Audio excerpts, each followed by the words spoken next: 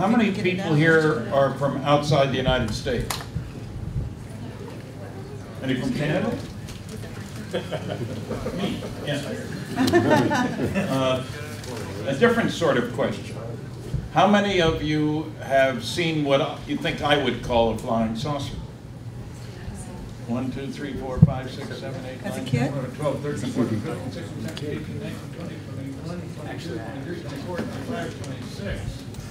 Wow, I'm impressed because there's about 100 chairs in the room, so usually I get at least 10%. Now the question though, how many of you reported what you saw? 1, 2, 3. You get the picture. 10% of the 25% who have seen one reported it. Yeah, but who do you report it to? Well, you could report to MUFON. Some report to the police. Were any of you in the service at the time you had your sighting? Get some great responses from them. Yeah. One guy in front of 1,300 people said, when I asked, "You want to tell us about it?" "I can't. They told me not to say anything," which was a great line. I couldn't have made up a better line. Somebody else said, "They took my pictures." That's all he said. I said, "Well, you don't need to stand up. I'm not asking your name, but I'm sure the audience would like to hear the rest of the story. We've established he was in the military, you see, and had a sighting." Everybody clapped. So he remained seated, and he told how he was flying a 4-engine Air Force plane over the Pacific, 20 miles ahead, broad daylight. Plane radioed back, saucer heading your way. They had gun cameras, they took pictures. They called the base to which they were going. Film isn't handled by the pilot, incidentally. They don't take it down to the drugstore. And when they landed, the intelligence information... There you go, now it's on. Well, I got 2 lights down here, one red, one green. Tap it. Low battery. Hello? No? That's a happy thought. How about the black on the gas there? You mean I should try this one? That's something that's working. Yeah. Old school wired. Dynamic vocal microphone, it says. Okay.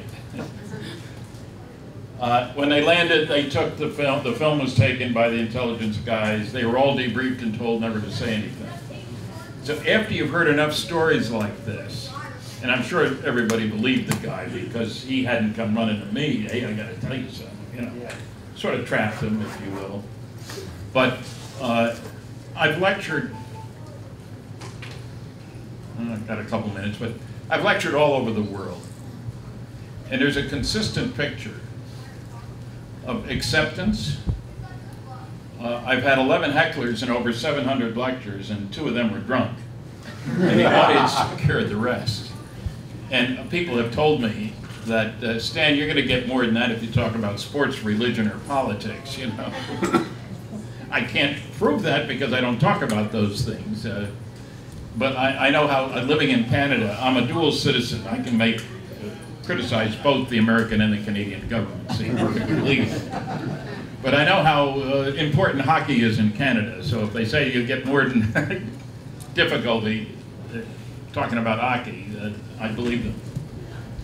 We're about ready to start, as there's no room to put any more people in here anyway. I don't do many, this is my second con, and it's because a lovely young lady up here wrote the people last year to say you shouldn't just have skeptics, you should have some believers like Stanton Friedman. Here I am.